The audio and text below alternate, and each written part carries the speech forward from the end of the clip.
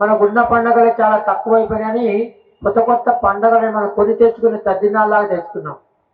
జనవరి 1 birthday, mother's day, father's day, labour day, ఇంకా కొత్తగా వచ్చింది ఇప్పుడు టాయిలెట్ డే అంటారు. ఏమిటో ఎవరికి అర్థం. ఏం చేస్తున్నాం బర్త్డే పేరుతోటి? ఆ యొక్క చిన్నారి ముందర ఒక కేకు పెడతారు, దాని మీద క్యాండిల్ వెలిగిస్తారు. వాడు ముద్దుగా డ్రెస్ వేసుకుని వచ్చి దీపాలని వెలిగించిన దీపాలు ఉప్పని ఆరిపేస్తాడు.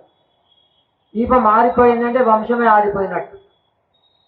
ఆ రోజు వాడి యొక్క శుభదినం రోజు వాడు ఎన్ని దీపాలు ఆరిపిస్తున్నారు? ఎక్కడికి పోతున్నాం? ఏమేం చేస్తున్నాం మనం?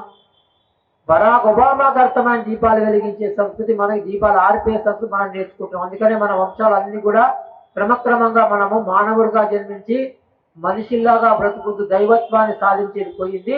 మానవుడిగా జన్మించి పశువులాగా బ్రతుకుతూ కింద స్థాయికి వెళ్ళేటువంటి స్థితికి మనము పోతున్నాం.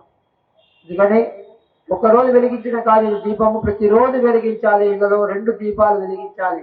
ఏ గృహంలో అయితే దీపం వెలిగి ఉంటుందో ఆ ఇంట్లో వాళ్ళకి ఐశ్వర్యాలు స్థిరంగా ఉంటుంది. అందుకని ఇది నాందిగా ఎవరి జిల్లాలు వెలిగించరో వాళ్ళది నాందిగా తీసుకొని ప్రతిరోజు కూడా ఉదయము సాయంత్రము దీపాలు వెలిగించి చూడండి, మీ గృహంలో ఎంత శాంతి ఉంటుందో.